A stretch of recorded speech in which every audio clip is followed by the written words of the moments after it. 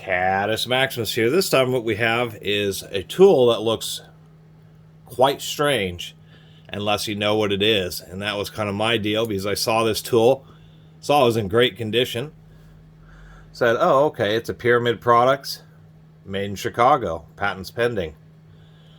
But really just couldn't quite figure out what on earth this thing was, particularly because it had like these kind of rocking rollers here, so kind of nicely built. Same on this side.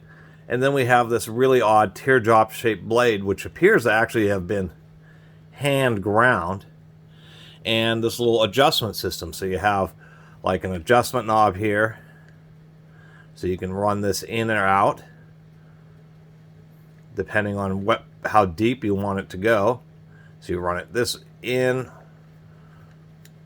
or out once again. And then this is a tapered collar. This is a brass fitting, so when you tighten down this bigger thumb screw, it locks this blade in place. It has broaching in it, so it keeps the blade running straight. This is a heavy-duty, took me a long time to get around to it, eh? Heavy-duty cable sheathing cutter.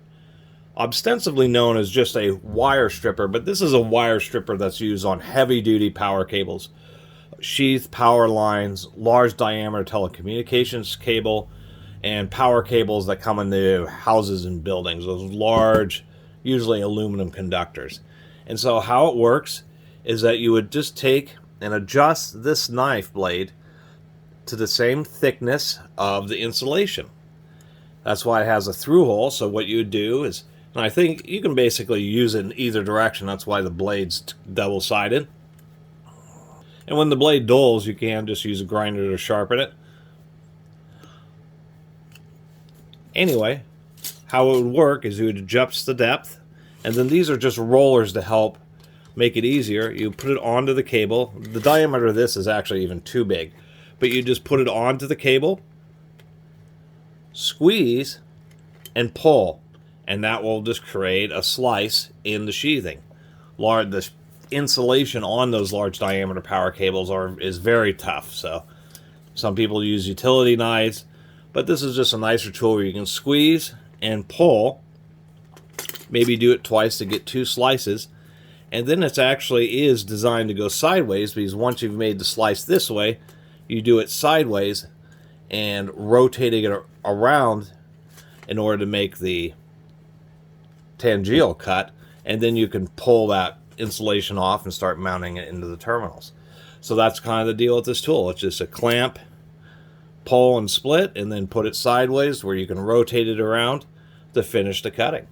And so it's actually invaluable if you ever have a situation where you do need to pull some insulation off some large diameter cable. These are just a lot faster and easier. I will have to say, I'm going to pull this out. I guess the worst part about this whole situation with this is the fact that the blade is pretty proprietary. You can see that this is a special holder, and they've just punched a little rivet or dowel pin through a hole in the edge of the blade. You can see how it has this hand sharpened kind of effect to it. This thing is not super easy to replace, although you can do your own blade by punching that out and just getting a nice piece of hardened steel, but that would be a little bit more difficult.